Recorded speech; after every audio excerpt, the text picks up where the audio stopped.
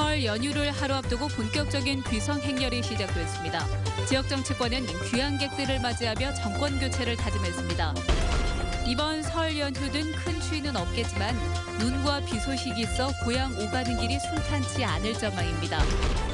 착공 10년째를 맞는 빛가람 혁신도시가 인구 3만 명을 눈앞에 두고 에너지밸리 조성 사업도 속도를 내고 있습니다. 광주와 전남 지역의 가습기 살균제 피해자가 247명에 이르는 것으로 나타났습니다. 여러분, 포근한 고향의 품으로 잘 달려가고 계십니까? 설 연휴를 하루 앞두고 본격적인 귀성이 시작됐습니다. 가족들과 따뜻한 명절을 보내기 위해 귀성객들이 속속 도착하고 있는데요. 광주 송정역에 취재기자 나가 있습니다. 김희정 기자, 귀성 상황 전해주시죠. 네, 이곳 대합실은 늦은 시간까지 귀성객들로 붐비고 있습니다. 방금 전 서울 용산과 또 수서, 또 서울역에서 열차가 속속 도착하면서 많은 귀성객들이 이미 광주 송정역을 통과했는데요. 사람들은 조금이라도 더 빨리 가족들을 만나기 위해 서두르고 있는 모습입니다. 귀성객들은 양손에 가득 선물을 들고 고향으로 향하고 있습니다. 귀성객들을 맞이하기 위해 역으로 마중 나온 가족들 역시 오랜만에 보는 반가운 얼굴에 기쁨을 감추지 못하고 있습니다. 너무 사랑스럽고 예쁘지요. 이럴 때 보니까 너무 좋지요. 우리 애들한테 맛있는 것도 해주고 그리고 좋은 데도 가고 같이 윷놀이도 하고 어디 구경도 좀 하고 그렇게 해서 스케이트도 타고 애기들 화잔들을 좀 해주게 하랍니다. 광주 송정역과 고속버스 터미널은 고향에 도착한 사람들, 또 고향으로 출발하는 사람들로 오늘 하루 크게 붐볐습니다. 짧은 설 연휴를 하루 앞두고 본격적인 귀성이 시작되면서 고속도로에서도 정체가 이어졌습니다. 오늘 오후 3시부터 정체가 시작돼 5시를 넘기면서 가장 크게 밀려 서울에서 광주까지 최대 6시간 40분이 걸렸습니다. 귀성길 정체는 설 하루 전인 내일 오전 절정에 이를 것으로 보입니다. 지금까지 광주 송정역에서 MBC 뉴스 김민정입니다. 섬으로 가는 귀성길도 인파가 몰리고 있습니다. 이번 바다 고향길은 순탄치 않을 것으로 보입니다. 양현승 기자입니다. 섬 고향 가는 길이 인파로 북적거립니다. 정등 고향 섬마을. 보고 싶은 부모님. 늘 내 편인 할아버지 할머니 보러 가는 길.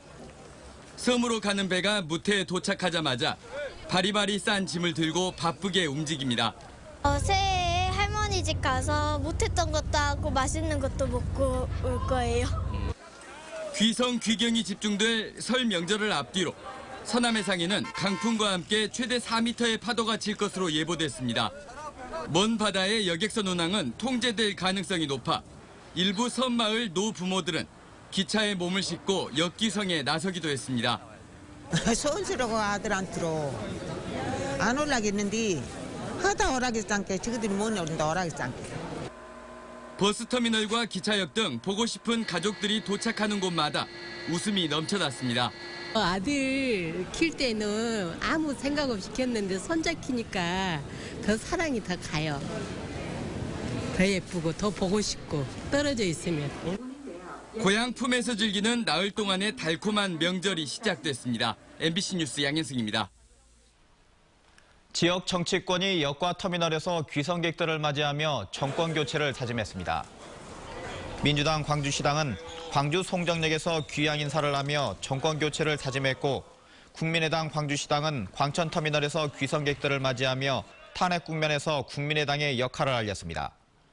민중연합당과 정의당도 촛불 민심을 받들어 적폐청산에 함께 나서자고 귀성객들에게 호소했습니다. 새해 복 많이 받으세요. 과거에는 새해가 되면 악을 물리치고 평안을 기원하는 그림을 대문에 붙이곤 했습니다. 이 그림을 세화라고 하는데요. 정유년 달개해, 세화 작품들에는 어떤 의미가 담겨 있을까요? 이미지 뉴스 리포터입니다. 입을 크게 벌린 붉은 닭에서 금방이라도 힘찬 울음소리가 날 듯합니다. 바람에 깃털을 퍼덕이는 닭은 새로운 희망을 뜻하는 알을 한가득 낳았습니다. 새해 첫날 악을 물리치고 행운을 기원하며 대문 밖에 붙이던 상서로운 그림, 세화. 풍습은 없어졌지만 그 의미를 담은 다양한 작품들이 전시됐습니다. 한 해를 맞이하면서 나쁜 기운 들어오지 못하고 또 좋은 기운들이 한 해 번성하길 바라는 그런 교훈이 담겨 있는 그림이라고 보면 됩니다. 작가의 생각이 구체적으로 담기는 것도 최근 세화 작품의 특징입니다. 날고 싶은 꿈을 꾸는 병아리를 순금으로 그려낸 한 청년 작가는 절망하는 젊은이들에게 희망을 주고자 했습니다.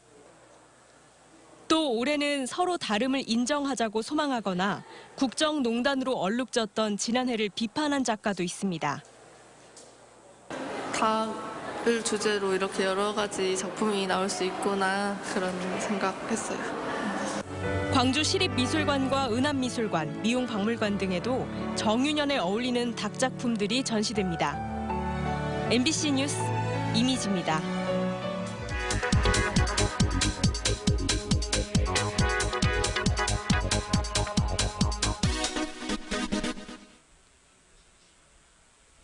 나흘간의 설 연휴, 광주 도심에서 뭐 할지 고민이라면 민속놀이 체험 어떠신가요? 국립 광주박물관은 내일부터 나흘 동안 설맞이 우리문화 한마당을 엽니다. 제기차기 투호 등 전통놀이를 체험하는 것은 물론이고요. 한 해 운수를 보는 유점과 부정 만들기 등 다양한 프로그램을 이렇게 즐길 수가 있습니다. 같은 기간 광주 시립민속박물관도 설맞이 민속문화 체험마당을 운영을 하는데요. 오전 10시부터 오후 5시까지 삼재부와 당 문양 찍기, 그리고 탈춤 공연 등 즐길 거리가 다채롭게 준비되어 있습니다. 그리고 이번에는 국립아시아문화전당으로 가볼까요? 설 당일에는 신년 음악회를 개최합니다. 판소리와 남도민요 등으로 구성된 국악 갈라 콘서트로 온 가족이 함께 즐길 수가 있습니다. 국립광주과학관은 설 당일을 제외하고는요, 설날 맞이 놀이체험 한마당을 여는데요. 연도 만들고요, 그리고 전통 타악 공연도 관람하는 등 다양한 즐길거리가 준비가 되어 있습니다. 카드뉴스였습니다. 이번 설 연휴에는 차량 운전에 주의하시기 바랍니다. 큰 추위는 없겠지만 연휴 내내 눈과 비 소식이 있습니다. 자세한 설 연휴 날씨 백담비 기상캐스터입니다. 기차놀이를 하듯 제설차들이 일렬로 세워져 있습니다.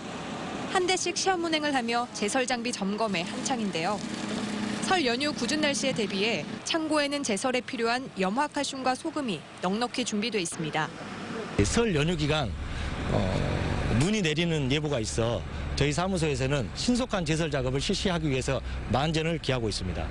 연휴 첫날인 내일 새벽부터 아침 사이 광주와 전남 지역에는 1cm 안팎의 눈과 1mm 내외의 비가 내릴 것으로 예상됩니다. 많은 양이 내리지는 않지만 가장 많은 사람들이 귀경 귀성에 오르는 때 눈과 비가 내리면서 교통 혼잡이 우려됩니다. 햇볕이 들지 않는 도로 구간에는 결빙이 예상돼 안전 운행에 주의하셔야겠고, 수도권과 강원 지방에는 폭설이 예보돼 이 지역을 가는 분들은 대비하셔야겠습니다. 내일 광주의 낮 최고 기온은 5도로 오늘보다는 3도가량 낮겠지만 설날인 토요일부터 다시 기온이 올라 7도 안팎의 낮 기온을 유지하겠습니다. 일요일에는 낮 기온이 무려 11도까지 오르면서 평년 기온을 7도가량 웃돌겠고, 일요일 저녁부터 월요일 오전 사이에 다시 눈이나 비가 내릴 것으로 전망됩니다. 연휴 동안 궂은 날씨가 예상되지만 낮에는 평년 기온을 웃돌면서 포근할 것으로 보여 성묘나 나들이 가시는데 큰 무리는 없겠습니다. MBC 뉴스 백단비입니다. 빛가람 혁신도시가 어느덧 착공 10년 차를 맞게 됐습니다. 공공기관이 대부분 이전한 상황에서 인구 3만 명을 눈앞에 두고 있고 에너지밸리 조성 사업도 속도를 내고 있습니다.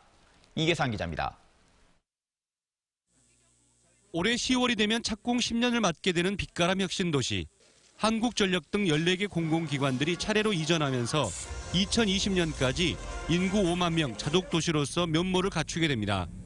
영암이라든가 한평, 이런 무안, 당진 이런 분들도 해남에서까지 이 전입이 들어오고 있습니다.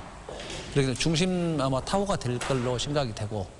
광주 전남의 산업 지형을 바꿀 것으로 기대되는 빛가람 에너지밸리 조성 사업도 투자 기업이 늘면서 순항을 거듭하고 있습니다.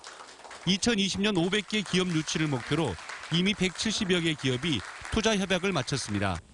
에너지 신산업이 국가의 새로운 성장 동력으로 평가되면서 광주 전남은 대한민국 에너지 산업의 메카가 될 전망입니다.